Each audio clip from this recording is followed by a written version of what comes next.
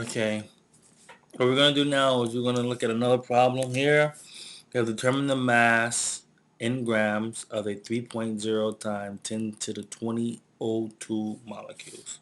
So the first question we want to ask ourselves, we're told that we're giving our question in molecules and we want to have our answer in mass, which is grams. So how many grams of O2 is equal to 3.00 times 10 to the 20 O2 molecules? What we have to do here next is we have to use our relationship that tells that for every 1 mole of O2, we have 6.02 times 10 to the 23rd molecules of O2. This causes molecules to cancel out. If we stop at this particular point, our answer would be in moles. But we don't want our answer in moles. We want our answer to be in grams. So we have to use another conversion, which would say that for every 1 mole of O2, we have 32 grams of O2.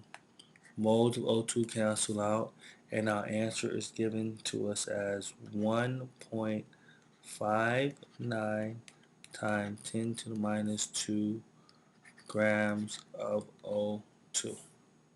So now, where do I get the moles of O2 from?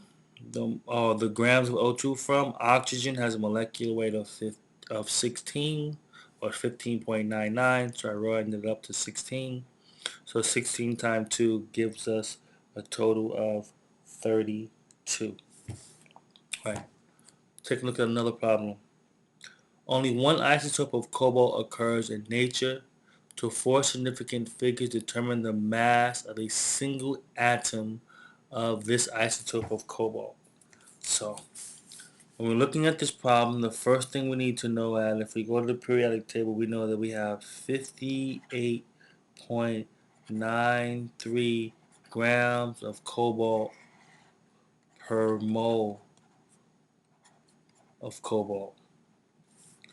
We also know that if we have 1 mole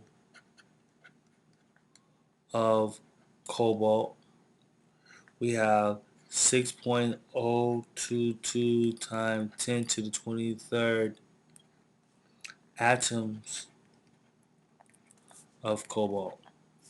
So in this instance, moles, this is cobalt, moles of cobalt cancel out.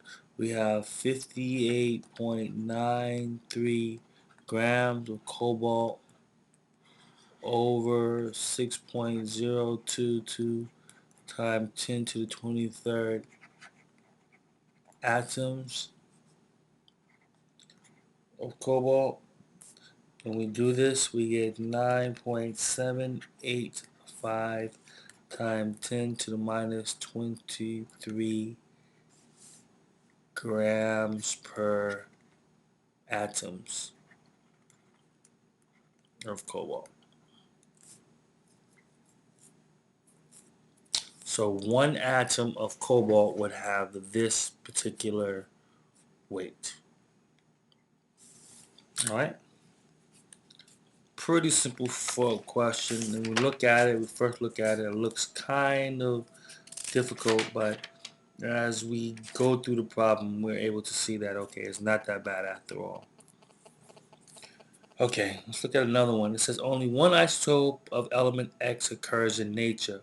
One atom of this isotope has a mass of 2.11 times 10 to the minus 22 grams. What is the atomic weight of element X? Okay. When we look at this question, we need to write down the information that we have. We're told that one atom is equal to 2.107 times 10 to the minus 22 grams. We're also told that 1 mole is equal to, and from definition we know that 1 mole is equal to 6.022 22 times 10 to the 23rd atoms. That's a definition of a mole. A mole can be equal to the molecular weight, Avogadro's number, or the molar volume, which is 22.4. So if that's the case, we can then say that if we have 2.107 times 10 to the minus 22, and we know that that is one atom, we can then say that 6.022 times 10 to the 23rd atom is equal to 1 mole. Atoms cancel out, and our answer is given to us in grams per mole, which would be 126.84. And if we look this molecular weight up on the periodic table, we will find that we have the atom that we're looking at